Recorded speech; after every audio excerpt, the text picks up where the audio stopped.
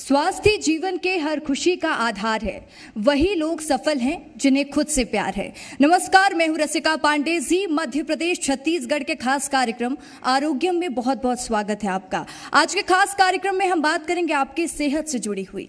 जी मध्य प्रदेश छत्तीसगढ़ केवल खबरों में ही नहीं बल्कि अपने सामाजिक सरोकार में भी हमेशा आगे रहा है।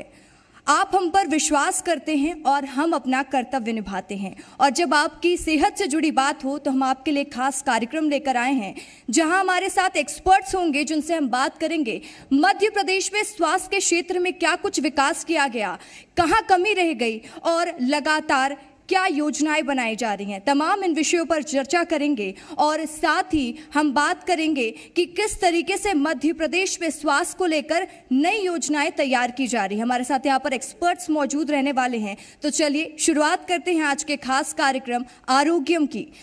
तो मैं अपने पहले गेस्ट को बुलाने से पहले अपने सहयोगी आसिफ को मंच पर बुलाना चाहूंगी। मध्य प्रदेश छत्तीसगढ़ में किस तरीके से स्वास्थ्य को लेकर काम किया जा रहा है, किस तरीके से विकास को लेकर काम किया जा रहा है, तमाम उन विषयों पर आज हम चर्चा करने वाले हैं। और आरोग्यम road to healthy Madhya Pradesh में स्वास्थ्य का ग्राफ क्या है, क्या कुछ लोगों को फायदा स्वास्थ्य के क्षेत्र पर मिल पा रहा है, तमाम इन विषयों पर हम चर्चा करेंगे। तो सबसे पहले मैं मंच पर बुलाना चाहूंगी हमारे special guest doctor Ajay Hatia को। जोरदार तालियों से स्वागत करें इनका। डॉक्टर अजय हाटिया सर, आप एमडी हैं Devi Ahilya cancer hospital and research centre के। तो जोरदार तालियां सर के लिए, जिनसे हम जानेंगे कि किस तरीके से मध्य प्रदेश में स्वास्थ्य के क्षेत्र में विकास किया जा रहा है। Over to you Asif. धन्यवाद रसिका। और जी मध्य प्रदेश छत्तीसगढ़ पर आपका स्वागत है हमारे खास कार्यक्रम आरोग्यम में। आज हम इंदौर से आपके साथ जुड़े हैं और पहले पैनल में हमारे साथ डॉक्टर अजय हाटिया सर हैं। सर, पहला सवाल आपसे, हमारे देश में कैंसर के केसेस बढ़ते जा रहे हैं और ये बीमारी ऐसी है कि जिसको होती है फिर पूरा परिवार चिंतित हो जाता है और परेशान हो जाता है। आपका अस्पताल रिसर्च सेंटर जो पारंपरिक पद्धतियां हैं कैंसर से जूझने की, कीमो और बाकी चीज़ें, उनसे अलग इलेक्ट्रोपैथी उस पर काम करता है। तो कैंसर के अभी कितना ज़्यादा इसका प्रभाव देखने को मिल रहा है और आपकी पद्धति अलग कैसे है सर? नमस्कार। Road to healthy Madhya Pradesh के सभी जी न्यूज़ के दर्शकों का स्वागत करता हूं मैं। इस समय कैंसर की स्थिति बहुत भयावह हो रही है और डे बाय डे कैंसर बढ़ता जा रहा है और हमारे भारत में लगभग प्रति वर्ष 15 से 16 लाख कैंसर के मरीज हो रहे हैं और इन 15 से 16 लाख मरीजों में जो डेथ रेट है वो पहले ही साल में करीब 50% होता है। तो हम ये कहेंगे कि स्थिति बिगड़ती जा रही है और यदि इसको हमने अभी नहीं कंट्रोल किया तो WHO का ऐसा बोलना है कि 2027 तक पूरे भारत में इसके 5 से 10 गुना केस और बढ़ जाएंगे, यानी कि लगभग 1 करोड़ के आसपास प्रति वर्ष कैंसर के मरीज होंगे। तो ये एक बहुत बड़ा आंकड़ा है, इससे हमें संभलने की आवश्यकता है और हमारी भारत सरकार को और हमारे मध्य प्रदेश छत्तीसगढ़ सरकार को भी विशेष कार्य करने की आवश्यकता है। जैसा आपने कहा है कि इलेक्ट्रोपैथी सिस्टम ऑफ मेडिसिन जो है ये एक 5th सिस्टम ऑफ मेडिसिन है और ये हमारी जो मॉडर्न हम जो बोलते हैं एलोपैथी, इसका जो ट्रीटमेंट है और हमारा जो ट्रीटमेंट है इससे बहुत ही इंटायरली डिफरेंट है। और हमारा जो इलाज है वो बिना कीमोथेरेपी, बिना रेडिएशन और बिना सर्जरी के हम कैंसर का इलाज करते हैं। सर, कैंसर सिर्फ लोगों ने नाम सुना है और जिन्होंने देखा है उनकी हालत हम जानते हैं कि कितना परेशान हो जाते हैं वो अपनों को लेकर या ख़ुद को लेकर। और जिन्होंने केवल नाम सुना है वो ज़रूर जानना चाहते होंगे कि कैंसर है क्या, इसके लक्षण क्या होते हैं और ये स्थान कैसे लेता है, अंदर कैसे बनता है। देखिए, सामान्य स्थिति में मैं कहना चाहूँगा कि हमें जब इस कैंसर की जो शुरुआत होती है तो हमें इसके बारे में पता ही नहीं होता है। एक सिम्टम्स के रूप में हमारे शरीर में आता है और जब कैंसर होता है उसके 6 महीने या साल भर पहले से ही हमारे शरीर में कैंसर आ चुका होता है और कैंसर एक छोटी सी नोट के रूप में, एक लीजन के रूप में, एक गांठ के रूप में, एक छाले के रूप में आता है। ये कहें कि यदि किसी को मोशन हो रहा है, कभी ब्लड आ रहा है, लोग समझते हैं इसको पाइल से, पता लगा उसको रेक्टम कैंसर है। उसको ठीक से खाना नहीं खा पा रहा है, गले में अटक रहा है, तो पता लगा कि उसको स्टमक कैंसर है या उसको इसोफेगस कैंसर है। यदि गाल के अंदर, यदि टंग के अंदर कोई छाला हो जाता है तो धीरे धीरे वो एक कैंसर का रूप ले लेता है। तो इस प्रकार से एक सिम्टम्स के रूप में ये बीमारी हमारे शरीर में आती है और जब हम डायग्नोस कराते हैं तो पता लगता है कि ये कैंसर है। सर, अगर बात करें देवी अहिल्या हॉस्पिटल की, तो किस प्रकार के कैंसर के इलाज किए जाते हैं और कितने प्रकार के कैंसर के इलाज वहाँ पर किए जाते हैं और किस तरीके से वो इलाज किए जाते हैं? क्योंकि देवी अहिल्या हॉस्पिटल एक अलग तरीके से कैंसर का इलाज करता है और उसके लिए वो जाना जाता है। देखिए, देवी अहिल्या हॉस्पिटल अपने यूनिक ट्रीटमेंट के लिए पूरे देश में, पूरे विश्व में जाना जा रहा है और हमारे यहाँ जो कैंसर का इलाज है वो बिना कीमोथेरेपी, बिना रेडिएशन, बिना सर्जरी के किया जाता है। अभी तक जो पारंपरिक जो इलाज होता है वो पहले जैसे ही पता लगता है किसकी कैंसर है, नोड हुआ है, गांठ हुई है, उसको बायोप्सी की जाती है, फिर उसकी सर्जरी की जाती है, फिर कीमोथेरेपी दी जाती है और रेडिएशन दिया जाता है। इस प्रकार से ये कैंसर का पारंपरिक इलाज हम करते हैं और हमारा ये मानना है कि यदि हम बायोप्सी करते हैं तो बायोप्सी करते से ही कैंसर स्प्रेड हो जाता है और मेटास्टेटिक का रूप ले लेता है। तो बहुत सारे लोग हमसे प्रश्न करते हैं कि साहब कि कैसे पता करेंगे कि ये कैंसर है। तो हमारा ये मानना है कि हम जो एंडोस्कोपी करते हैं या हम सीटी स्कैन करते हैं, एमआरआई करते हैं, उसके अंदर जो रिपोर्ट्स आती है वो 99% बताती है कि ये कैंसर है। चूँकि एलोपैथी के अंदर कीमोथेरेपी करने के लिए वो बायोप्सी को बहुत मानते हैं कि बायोप्सी करेंगे तभी इलाज हो पाएगा। तो इसलिए हम कहते हैं कि एक बार जब कैंसर होता है तो फिर वो ठीक नहीं हो पाता, या 1 साल, 2 साल, 3 साल के लिए वो रुकता है, फिर मेटास्टेटिस होता है, फिर रिकरेंस होता है और उसके बाद हमारा ऑन्कोलॉजिस्ट बोलते हैं कि अब जब पेशेंट को पेन स्टार्ट हो जाता है, तो पेन जब होता है तो पेन का कोई इलाज नहीं है, फिर पेशेंट को मॉर्फिन पर डाल दिया जाता है।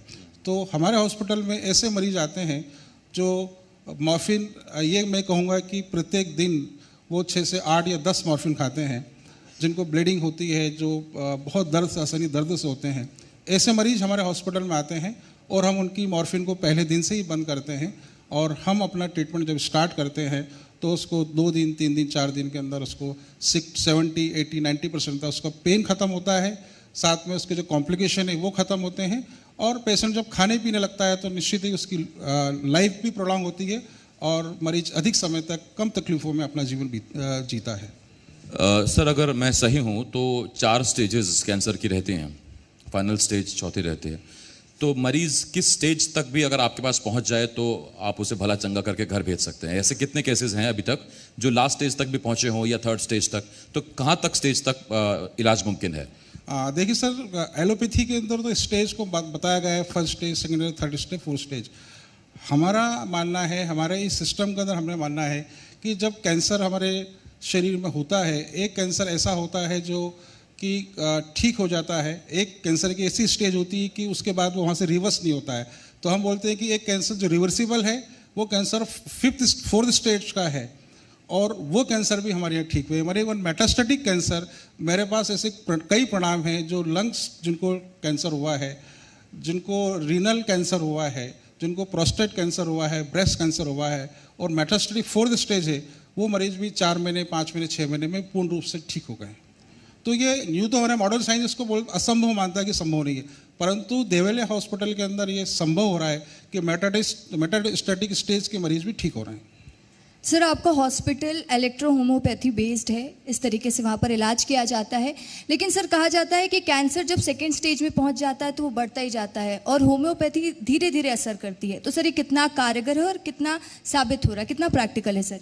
हाँ, बिल्कुल आपने सही कहा कि जैसे ही हम कैंसर डायग्नोस होता है और जैसे मैंने बताया कि जैसे ही बायोप्सी करते हैं तो बायोप्सी करते से ही जो कैंसर जो होता है वो हमारे शरीर में बहुत सारी लिम्फ नोड्स होती हैं और लिम्फ नोड्स में एक लीजन या गांठ के रूप में होता है और जैसे ही वहाँ पे हम उसका बायोप्सी लेते हैं तो कैंसर अपनी जगह को चेंज करके अन्य जगह पे वो पहुँच जाता है।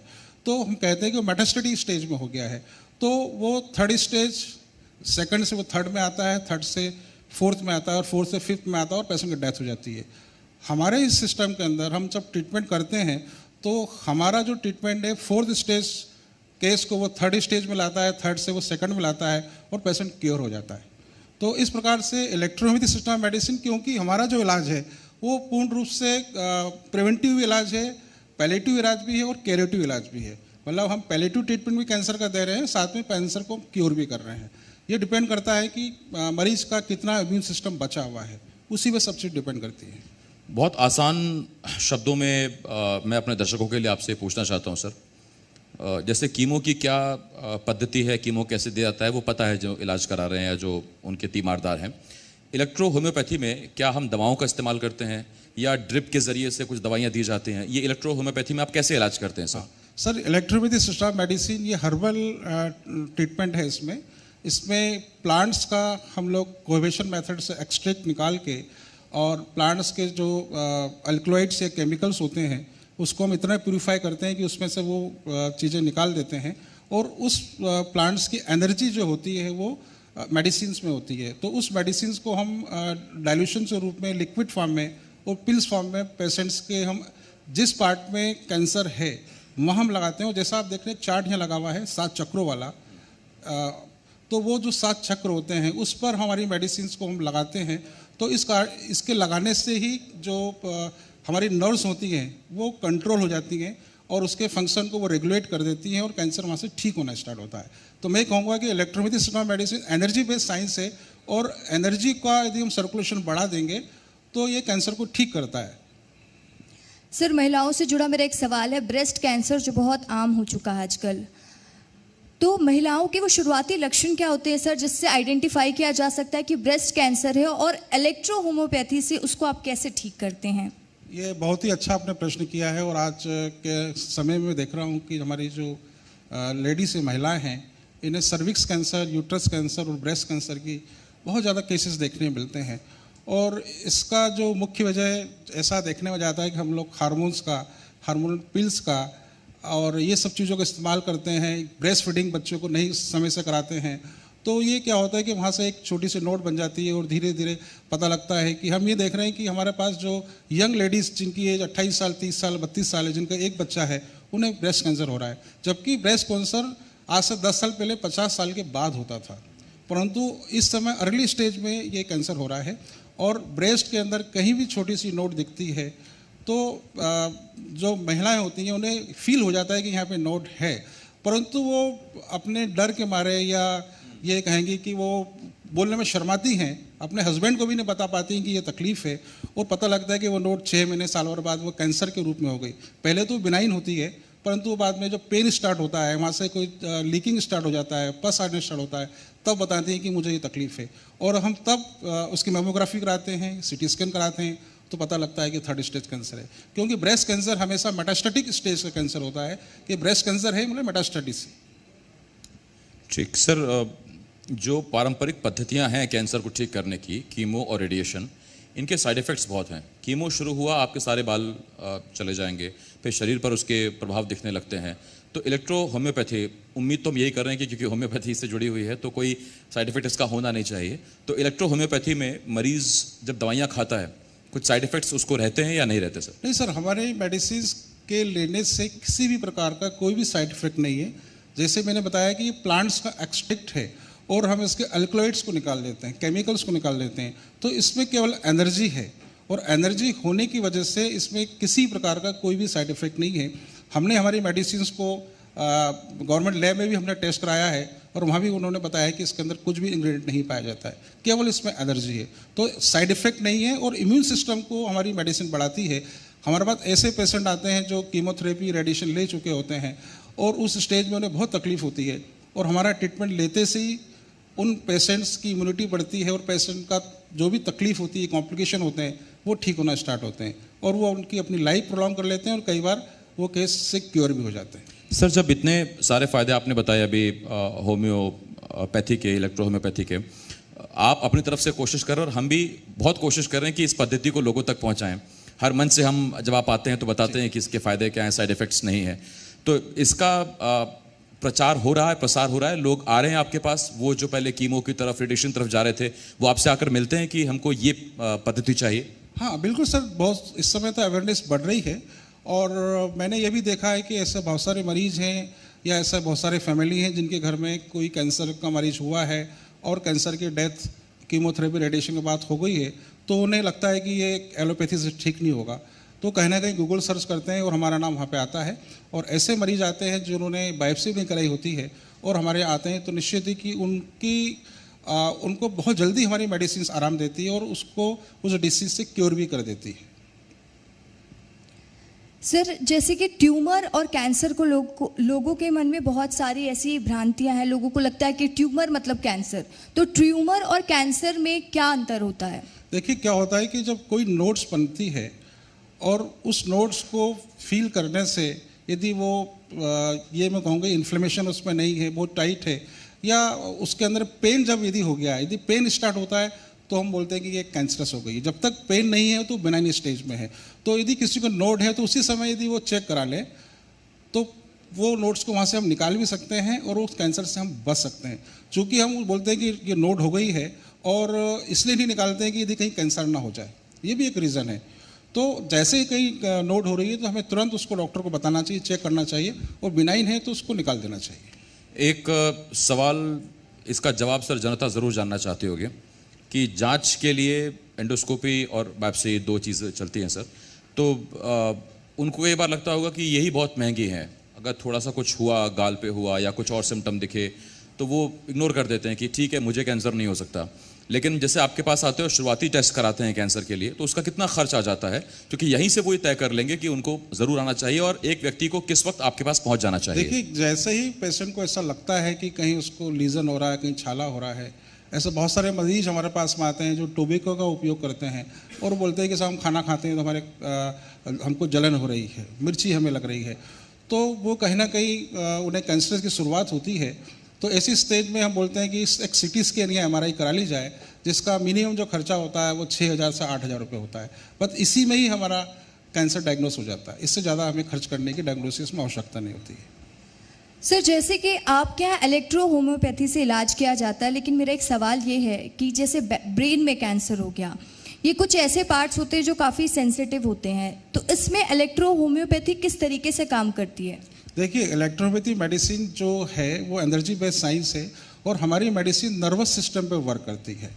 तो ब्रेन जो है वो पूरा वहाँ से जितने भी बॉडी की जो नर्व्स होती हैं वो ब्रेन से ही निकलती हैं। तो ब्रेन में भी यदि ट्यूमर है, हमारे पास ऐसे बहुत सारे मरीज हैं जिनको ट्यूमर होता है, ग्लेमिया हो गया, ग्लोमेब्लास्टोमा हो गया, वो सर्जरी करा लेते हैं, रेडिएशन करा लेते हैं, उसके बाद पेशेंट को और ज़्यादा तकलीफ होती है। तो ऐसे मरीज भी हमारे पास आते हैं जिनको सीजर्स आते हैं, जिनको हेडेक होता है, बहुत ज़्यादा पेन होता है, मॉर्फिन खाते हैं और हमारी मेडिसिन लेने से उनका पेन खत्म हो जाता है, उनके सीजर्स खत्म हो जाते हैं और अपनी लाइफ को बहुत अधिक समय तक व्यतीत कर लेते हैं। ठीक तो, सर, एक आखिरी सवाल सर मैं आपसे पूछना चाहता हूँ और बहुत इंपॉर्टेंट सवाल। ये तो हमने बात की कि कैंसर हो जाए तो उसके बाद क्या करना है, कैंसर हो ही ना, ये हम कोशिश, तो हमारी आपकी भी यही कोशिश है सर, हम सबकी कोशिश यही है, तो उसके लिए व्यक्ति को अपनी दिनचर्या में क्या बदलाव ज़रूरी करना है? सर कैंसर का मुख्य कारण हम बोल रहे हैं कि पेस्टिसाइड से, और हम जो खाना ले रहे हैं, हमारे भोजन के अंदर हम जो भी गेहूं का उपयोग कर रहे हैं, वेजिटेबल्स का उपयोग कर रहे हैं, वो बिना पेस्टिसाइड्स के पैदा नहीं हो रही है। तो पहली बात यह है कि सरकार को पेस्टिसाइड्स का उपयोग कम से कम किसानों को करने का देना चाहिए। अभी सरकार उर्वरक के लिए, फर्टिलाइजर के लिए उनको ऐड दे रही है और उसमें छूट दे रही है। इससे अच्छा सरकार यदि पेस्टिसाइड्स को बंद करके और वो बोले कि ऑर्गेनिक खेती यदि वो करते हैं और उसके अंदर वो उनको सपोर्ट कर दे, तो किसान वहाँ से डाइवर्ट होके वापस ऑर्गेनिक खेती में आ जाएगा। आज से 30 साल पहले, 40 साल पहले कैंसर इतना नहीं था, परंतु पिछले 15 सालों में कैंसर बढ़ता जा रहा है। तो ऑर्गेनिक खेती की ओर हमें जोर देना चाहिए। हमारी दिनचर्या के अंदर हम लोग जो है पेस्टिसाइड्स फूड का हम कम उपयोग करें, ऑर्गेनिक का हम ज़्यादा उपयोग करें, साथ के अंदर हम नेचुरल फूड का हम इस्तेमाल करें। ये कहें कि नॉनवेज हम ना खाएं, ये भी एक कैंसर का कारण होता है। हम यदि शाकाहार रहेंगे तो निश्चित है कि हम इस बीमारी से बच सकते हैं। और मैं अंत में और बात कहना चाहूँगा मध्य प्रदेश सरकार से, छत्तीसगढ़ सरकार से, कि देवयाली हॉस्पिटल इतना अच्छा इलेक्ट्रोपैथी में काम कर रहा है, हज़ारों मरीज आ रहे हैं और अपनी लाइफ बढ़ा रहे हैं, यहाँ ठीक हो रहे हैं।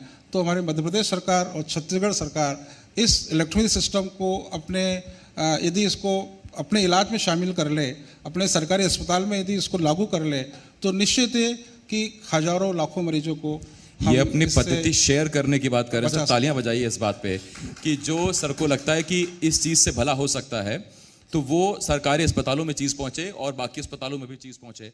बहुत धन्यवाद है सर आपका अजय सर, हमारे साथ जुड़ने के लिए। डॉक्टर अजय हटिया साहब हमारे साथ जुड़े हुए थे और आज बहुत इंपॉर्टेंट टॉपिक पे कैंसर, उसके लक्षण, उसका इलाज, उसके सिम्टम्स, उन पर हमने बात की और कैंसर ना हो या बचें उसके लिए क्या करना है आपको, ये भी हमने सुना। एक छोटे से ब्रेक के लिए यहाँ रुकना होगा, बहुत जल्द लौट रहे हैं। आप देखते रहिए जी मध्य प्रदेश छत्तीसगढ़।